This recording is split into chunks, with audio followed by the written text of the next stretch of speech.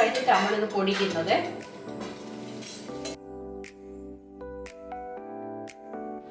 നമുക്ക് മുതിര ചമ്മന്തി ഉണ്ടാക്കാമേ. ഇതാണ്ട് മുതിര, ഹോഴ്സ് ഗ്രാം നമുക്കൊരു പാത്രത്തിലോട്ടിടാം. മുതിര പാത്രത്തിലോട്ടിടാമേ. വറക്കാം.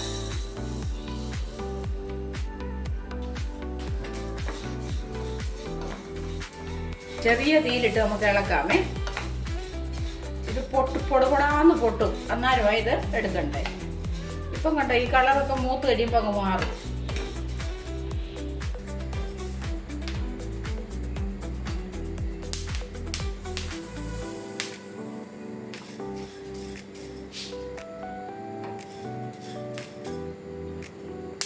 മുതിര പൊട്ടി തുടങ്ങിയാൽ ഇനി നമുക്കിത് ഇറക്കി വെക്കാം.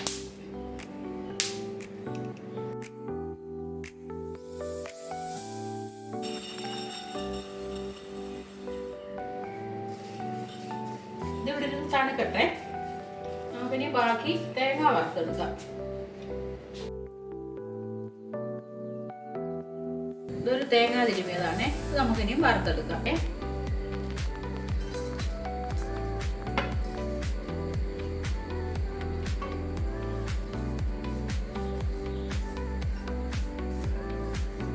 തേങ്ങ ഇട്ട് കഴിയുമ്പം ഈ നോക്കി വെക്കണം. കാരണം ഏറ്റവും കുറച്ച് തീ ഇട്ടാല് തേങ്ങയിൽ എണ്ണ ഇറങ്ങും. പിന്നെ നമുക്ക് പൊടിച്ചെടുക്കാൻ പ്രയാസമാണ്. ഒത്തിരി എന്നാൽ കയ്യിലിടല് കരിഞ്ഞും പോകും. ഇതിനകത്തോട്ട് 2 കരിയാപ്പല ഇടാം.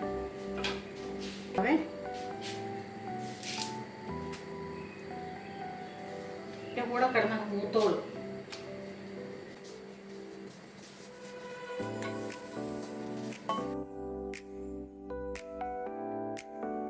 ഉള്ളി ഇടാമേ.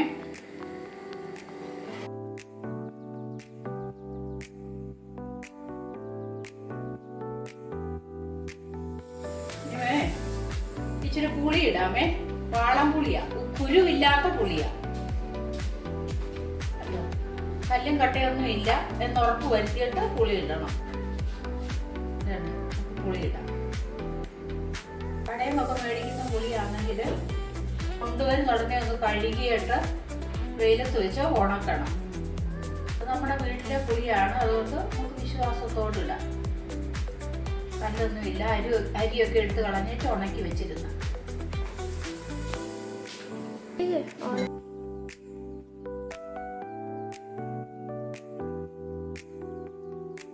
തേങ്ങയുടെ കളർ മാറി വരുന്നുണ്ടേ. ഇത് നല്ല പച്ചത്തേങ്ങ അല്ലായിരുന്നു, വെള്ളം പറ്റിയതായിരുന്നു. അതുകൊണ്ട് ഇതിന് വലിയ മൂപ്പ് വേണ്ട. ഇതായിരുന്നു തേങ്ങ. ഉണ്ടോ, ഇളകിപ്പോയി ചിരട്ടേന്ന്. അതുകൊണ്ടത് ഇങ്ങനെ ഉരച്ചെടുത്തതാ. എനിക്ക് ഇങ്ങനെ ഇഷ്ടം തേങ്ങ. ഒത്തിരി അങ്ങ് മൂക്കണ്ട. ആർക്കെങ്കിലും കറുത്ത ചമ്മന്തി വേണമെങ്കിൽ ഇച്ചിരി കൂടെ മൂപ്പിച്ചാൽ മതി. തീ ഓഫ് ചെയ്തേ. ഇതിനകത്തോട്ടെ മുളക് പൊടി ഇടാം. എരിവനുസരിച്ച് മുളക് പൊടി ഇടാം. ഞാനിപ്പോൾ ഈ 2 ടീസ്പൂൺ ഇടുന്നുണ്ട്. 2.5 ഇട്ടു. തേങ്ങയുടെ ചൂട് കൊണ്ട് ഇത് മൂത്തോളൂ. ഈ കത്തിക്കണ്ട. മുളക് വറ്റൽമുളകാണ് ഇടേണ്ടത്. വറ്റൽമുളക് ഇപ്പം നമ്മുടെ കയ്യിലില്ല, അതുകൊണ്ട് തൽക്കാലം ഇതിട്ടങ്ങ് അഡ്ജസ്റ്റ് ചെയ്തു.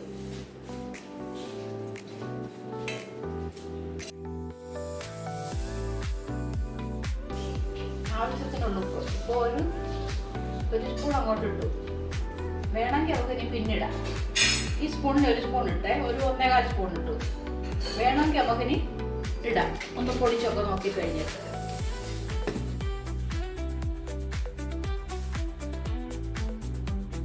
അത് കഴിഞ്ഞിട്ട് നമ്മളിത് പൊടിക്കുന്നത്.